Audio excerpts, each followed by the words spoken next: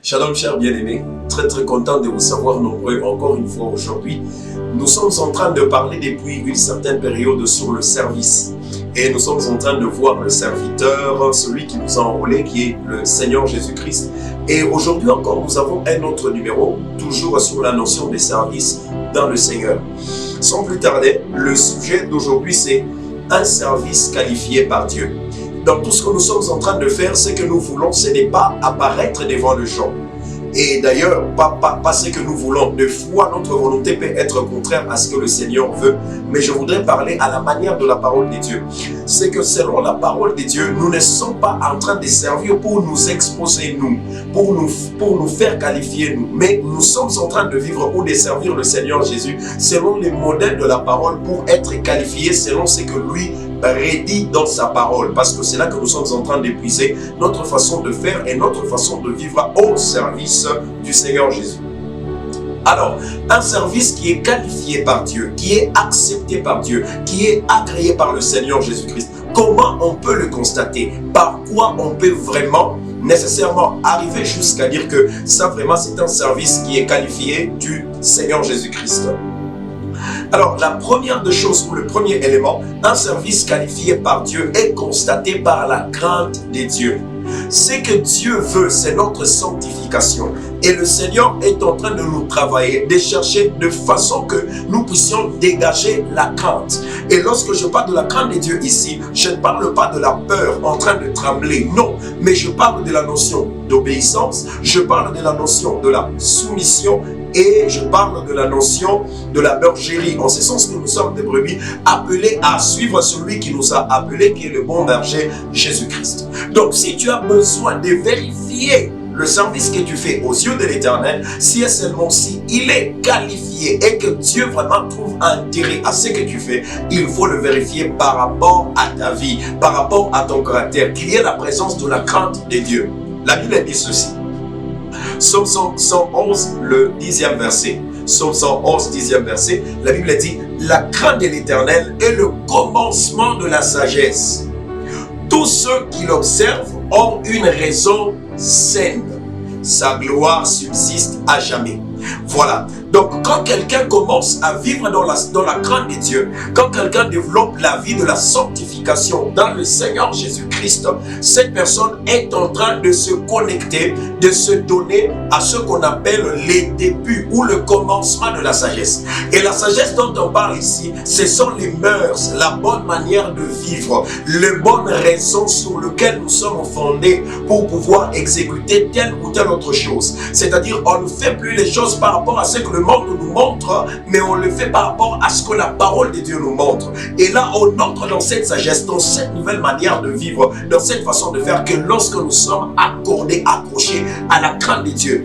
Et j'aime parce que quand tu es dans la crainte, ça t'apporte les débuts ou le commencement du développement de la sagesse, ça t'apporte même une raison saine. La Bible dit, ceux qui observent la crainte de Dieu reçoivent une raison saine, c'est-à-dire la crainte de Dieu, lorsqu'elle est constatée dans un service qu'on fait pour le Seigneur Jésus-Christ, ça travaille même ton niveau d'intelligence, ça travaille même ton raisonnement, ça travaille même ton jugement, voilà, ça travaille vraiment même tes facultés intellectuelles. C'est pourquoi ici on dit ta raison devient saine lorsque tu t'accroches à la crainte. Au nom de Jésus, depuis maintenant, que la crainte de l'Éternel soit la base de ton ministère, la base de ton service au devant des yeux de l'Éternel. La deuxième chose sur laquelle on peut se baser plutôt pour parvenir à dire que ça c'est un service qui est qualifié par Dieu. Un service qualifié par Dieu est constaté par l'humilité. Par l'humilité, bien sûr. L'humilité, c'est l'un des facteurs qui prédit ou qui parle que nous sommes en harmonie, ou nous sommes en train de marcher dans la voie, la direction de ceux qui sont qualifiés par l'Éternel. La Bible dit ceci, Proverbe chapitre 15, le verset 33. Proverbe chapitre 15, le verset 33. La crainte de l'Éternel enseigne la sagesse et l'humilité précède la gloire. Ici, j'aime, on reparle encore de la notion de la crainte de Dieu, mais ici, on spécifie. On dit la crainte crainte de l'Éternel enseigne la sagesse. C'est-à-dire, quand quelqu'un s'adonne à la crainte de Dieu, cette crainte va lui apprendre des bonnes manières de vivre, j'insiste encore. Une bonne manière de faire les choses, un bon raisonnement, une bonne façon de prendre des décisions dans sa vie. Et on nous dit, et l'humilité précède la gloire. Quelqu'un qui a besoin de la gloire dans le Seigneur, il doit se baser sur la notion de l'humilité. L'humilité nous qualifie. L'humilité parle pour dire que le service que nous sommes en train de faire est agréé devant le Seigneur. Le service est accepté devant le Seigneur. Et quand notre service est accepté, donc c'est nous serviteurs qui sommes qualifiés devant le Seigneur. Nous tous, nous avons besoin d'être qualifiés. Alors ces choses, ces valeurs doivent demeurer dans notre vie. Premièrement, la crainte de Dieu et deuxièmement, l'humilité. Toujours sur la notion de l'humilité, quand nous lisons 1 Pierre chapitre 5, le verset 5, 1 Pierre chapitre 5, le verset 5, la Bible dit ceci: de même, vous qui êtes jeunes, soyez soumis aux anciens. Très important. Alors, la Bible ajoute un élément très important qui me fait du bien. Et tous, que ce soit jeunes ou vieux, dans vos rapports mutuels, dans votre façon de vivre tout le jour, revêtez-vous d'humilité, car Dieu résiste aux orgueilleux, mais il fait grâce aux hommes. Les anciens ont besoin de la grâce. Les jeunes ont tous aussi besoin de la grâce. Alors, comment on peut bénéficier de la grâce de Dieu? On va bénéficier de la grâce de Dieu que lorsque nous sommes humbles, que lorsque l'humilité nous revêt, que lorsque le revêtement de notre vie, que lorsque l'habit de notre destinée est l'humilité. Et cette œuvre-là est agréée par le Seigneur. Ce service-là est agréé, accepté par le Seigneur. Donc, ces serviteurs-là est qualifié par Jésus-Christ. Écoutez, j'aime toujours faire cette nuance qui existe dans la parole de Dieu en rapport avec la Trinité. Quand Jésus-Christ est venu commencer son service, la Bible dit, après avoir été baptisé, le Saint-Esprit est descendu sur lui sous forme d'une colombe. Et la voix se fit entendre du haut des cieux en disant, celui-ci est mon fils bien-aimé, écoutez-le. Avant qu'il ne dise même écoutez-le, il a mentionné un élément ou un ensemble de mots qui me plaît. Il dit, celui-ci est mon fils bien-aimé en qui j'ai mis toute mon affection. Écoutez-le, comme pour dire que celui qui est capable de tout faire, n'est-ce pas? Celui qui est vraiment à la hauteur, qui est à la base. Si vous avez besoin de vivre mieux ou de réaliser de très grandes choses, vous n'avez qu'à l'écouter. Ça, c'est Dieu qui parle, qui donne ce témoignage de Jésus-Christ. Mais quand Jésus a commencé à servir, regardez ce qu'il a fait. Il sert, il persévère avec le ministère. À un moment, il parlait aux disciples et il dit, et le Père qui demeure en moi, celui qui fait les œuvres. Lui aussi, au lieu de dire que tout ce que vous voyez, c'est moi qui fais, il change de langage. Il dit, je ne fais rien, mais c'est le Père qui est à moi qui fait tout ce que vous êtes en train de voir. Vous voyez la notion de l'humilité, comment ça s'ancienne? Dieu a manifesté de l'humilité en disant que c'est le Fils qui était capable. Le Fils a commencé à travailler, il dit non, ce n'est pas moi, c'est le Père. Et encore, toujours le Fils, il ne reste pas seulement là-bas, il donne encore une autre valeur ajoutée au Saint-Esprit.